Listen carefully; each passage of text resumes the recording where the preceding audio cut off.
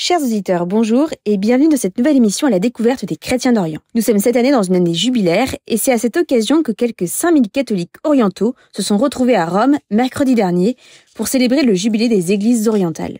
Bonjour Jean Vallier, vous êtes directeur de la communication de SOS Chrétiens d'Orient. Quel a été le message du pape dans son discours prononcé à cette occasion ?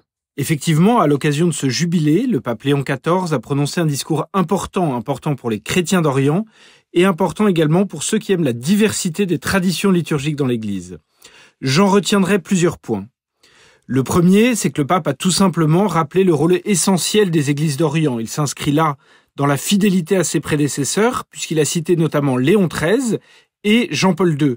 Le premier avait rappelé que l'œuvre de la rédemption humaine a commencé en Orient, puisque le Christ s'est incarné à Bethléem, tandis que le second a déclaré que l'Orient, je le cite, constitue le cadre originel de l'Église naissante. Et le pape Léon XIV d'ajouter « Il est significatif que certaines de vos liturgies utilisent encore la langue du Seigneur Jésus ». Le deuxième point que je retiens, c'est que le pape a souligné la spécificité de ces rites orientaux, rappelant combien il est vain de vouloir unifier les rites de l'Église catholique et soulignant toute la beauté de la richesse liturgique.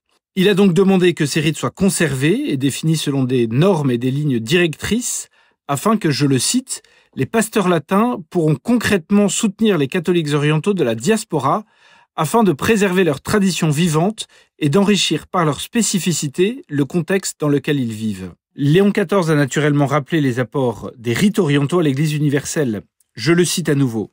« Combien nous avons besoin de retrouver le sens du mystère si vivant dans vos liturgies, qui implique la personne humaine dans sa totalité, chante la beauté du salut et suscite l'émerveillement devant la grandeur divine qui embrasse la petitesse humaine. Et combien il est important de redécouvrir, même dans l'Occident chrétien, le sens de la primauté de Dieu, la valeur de l'intercession incessante, de la pénitence, du jeûne, des larmes pour ses propres péchés et pour ceux de toute l'humanité. » On retiendra également du discours du pape 2 points plus politiques, si j'ose dire. Le premier, c'est un appel à la paix. Le souverain pontife a appelé à prier pour cette paix qui est réconciliation, pardon, courage de tourner la page et de recommencer. Et il a rappelé le rôle que l'Église peut tenir pour servir d'intermédiaire afin de construire cette paix.